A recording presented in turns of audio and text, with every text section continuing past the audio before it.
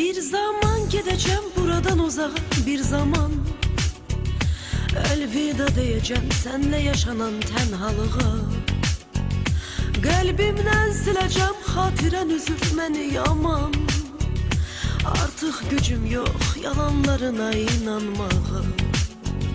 Bir zaman gideceğim buradan uzağa, bir zaman elvida diyeceğim senle yaşanan tenhalığa.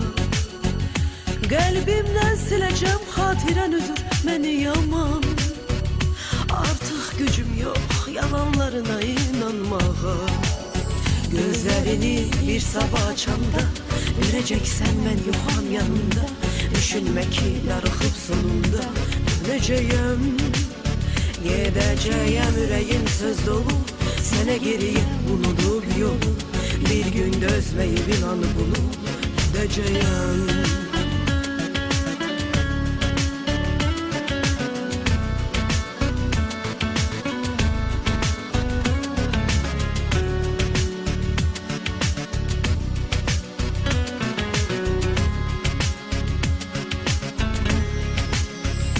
Sevenler dünyanın xoşbəxti olurmuş deyirlər.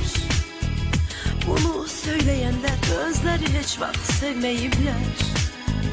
Sevgini çoxları bedib filmde görüblər.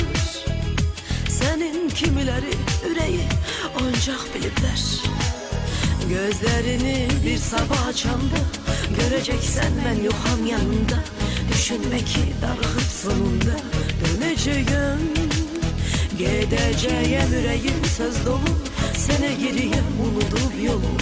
Bir gün dözmeyip inan bunu edeceğim. Gözlerini bir sabah açanda göreceksen ben yoxam yanında. Düşünme ki darıxıb sonunda döneceğim. Gideceğim yüreğim söz dolu, sene geriye unutup yolu. Bir gün dözmeyip inan bunu edeceğim.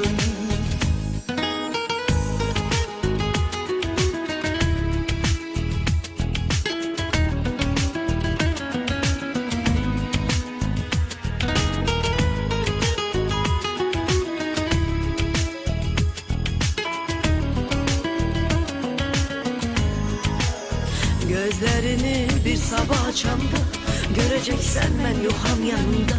Düşünme ki darıxıb sonunda döneceğim. Gideceğim yüreğim söz dolu, sene geriye unutup yolu. Bir gün dözmeyip inan bunu edeceğim. Gözlerini bir sabah açanda göreceksen ben yoxam yanında.